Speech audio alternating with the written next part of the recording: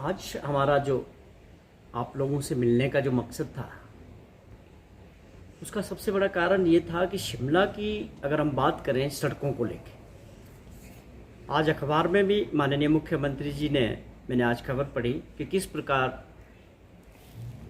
मुख्यमंत्री जी अपने अधिकारियों को लताड़ लगाई कि सड़कों की हालात को लेके 15-20 दिन से ऊपर समय हो चुका है मार्च का, और अच्छा मौसम है।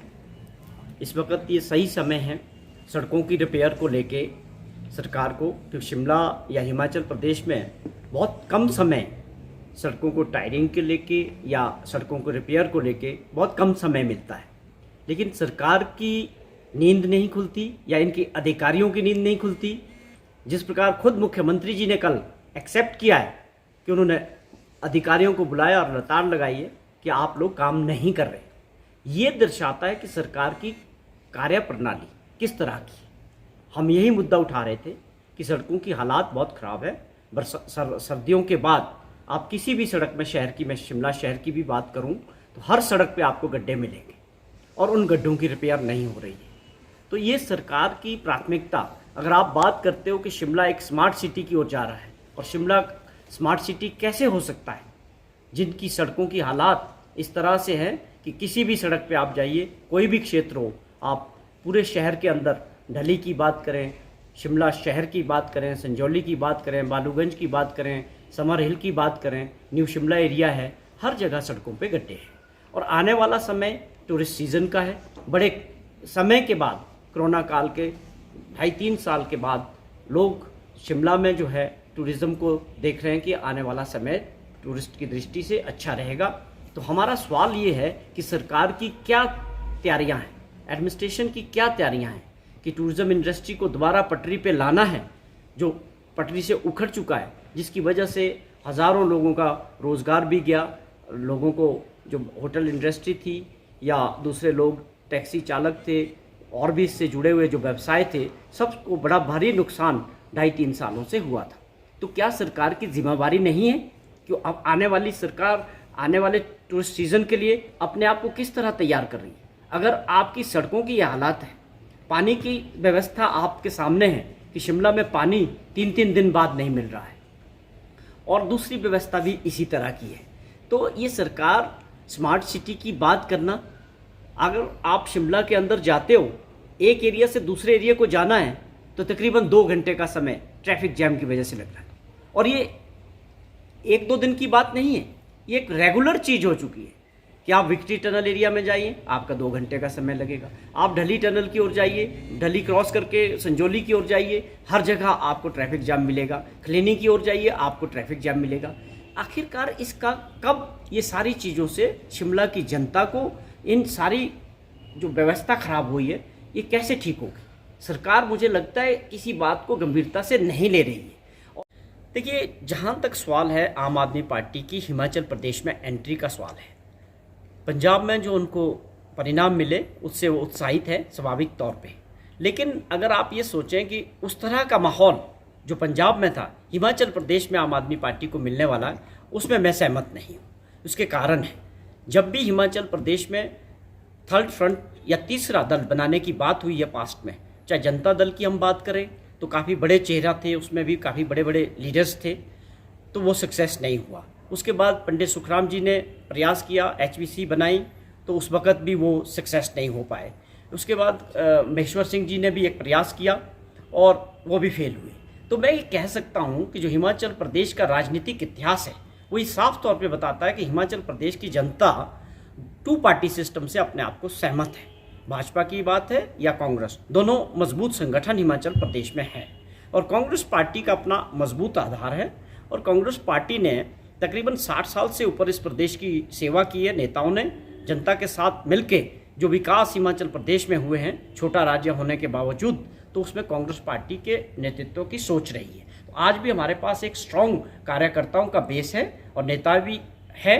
तो मैं समझता हूँ कि कुछ टेम्परेरी क्रेज़ आम आदमी पार्टी का ये है, इस वक्त चल रहा है। लोग निश्चित तौर पे कुछ लोग पार्टी ज्वाइन भी कर रहे हैं, पर मैं ये समझता हूँ कि ये ज़्यादा समय तक ये चलने वाला नहीं है।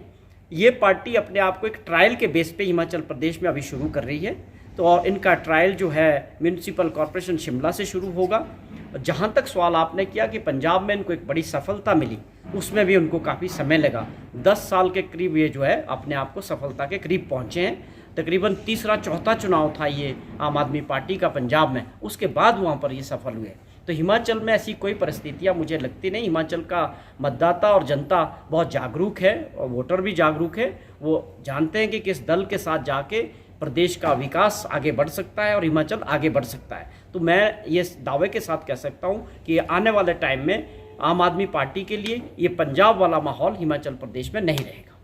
ये दो बातें हैं। जहाँ तक आपका पहला क्वेश्चन है कि कांग्रेस पार्टी क्या सोचती है, कांग्रेस पार्टी ने पहले भी ये मांग की और आज भी हम आप सभी के माध्यम से सरकार से ये मांग करते हैं कि पार्टी सिंबल पे ये चुनाव होना चाहिए। फैसला सरकार को लेना है और सरकार क्यों घबरा रही है, ये हमारा भी क्वेश्चन है कि जब पहले चुनाव जो पहले नगर निगम के पिछले साल जो चुनाव हुए वो पार्टी सिंबल पे हुए हैं। पालमपुर था, सोलन था, मंडी था, धर्मशाला था। तो अब क्या दिक्कत आ गई? तो ये जो फैसला है इसका सरकार को लेना है। अब सरकार के पास आने वाले विधानसभा से पहले ये एक अच्छा मौका है, जब डबल इंजन की बात सरकार करती है भाजपा कि भाई हिमाचल सरकार में भी भाजपा की सरकार थी और म्यूनिसिपल कॉरपोरेशन शिमला में भी भाजपा की सरकार थी। तो आपको एक अच्छा मौका है। आप बोलते हैं हमने बहुत विकास किया है शिमला शहर में भी और प्रदेश में भी, तो आप घबराते क्यों? आप लोगों के बीच जाने में कैसे घबराहट है? आप पार्टी सिंबल पे क्यों घबरा रहे हैं? ये अच्छा मौका है विधानसभा से पहले लोगों के जानने का कि लोग आपके बारे में क्या समझते हैं। तो कांग्रेस पार्टी एक बार फिर से मांग करती है कि ये चुनाव जो है पार्टी सिंबल पे होना चाहिए। बड़ा दुर्भाग्य है इस देश में, लोकतंत्र है। पिछले 5 महीने जब तक 5 राज्यों के चुनाव थे तो कोई डीजल और पेट्रोल या गैस के प्राइसेस नहीं बढ़ाए गए। जैसे ही परिणाम आए सरकारें बन गई। अब आप देख रहे हैं पिछले 2-3 दिनों से लगातार डीजल और पेट्रोल के प्राइसेस बढ़ रहे हैं। और कल ही गवर्नमेंट का सरकार का एक तोहफा प्रदेश की और देश की जनता को मिला। 50 रुपये सिलेंडर का जो घरेलू सिलेंडर है उसके प्राइस बढ़े, जो ऑलरेडी अब 1000 टच करने वाला है। इस समाज में जो हमारे देश है, महंगाई एक बहुत बड़ी समस्या है, बेरोजगारी एक निरंतर चलती हुई समस्या है। सरकार इस ओर ध्यान नहीं देती है, चाहे सरकार हिमाचल प्रदेश की हो चाहे सरकार राष्ट्रीय स्तर पर हो। महंगाई जिस तरह से बढ़ रही है, लोगों को अपना जीवन चलाना, अपना घर चलाना, अपना परिवार चलाना बहुत मुश्किल हो रहा है। इसकी डबल मार पड़ी है जनता को। पहली मार ये पड़ी कि कोविड-19 के बाद लोगों ने अपने धंधे गंवाए, रोजगार गंवाए और लोगों की कमाई कम हुई। और उसके साथ अगर इन्फ्लेशन, महंगाई बढ़ी और वो निरंतर बढ़ती जा रही है। जैसा आपने जिक्र किया कि अब चुनाव हो गए 5 राज्यों के और अब बढ़ना शुरू हो गया। तो ये कैसी सोच है? 19,000 करोड़ रुपए का नुकसान चुनाव के दौरान तेल कंपनीज को हुआ। तो वो सीधे तौर पे मोदी जी का आदेश होगा कि जब तक चुनाव चल रहा है तब तक आप कीमतें नहीं बढ़ाएंगे। लेकिन वो 19,000 करोड़ रुपए का जो नुकसान हुआ है वो सरकार को भुगतना पड़ेगा।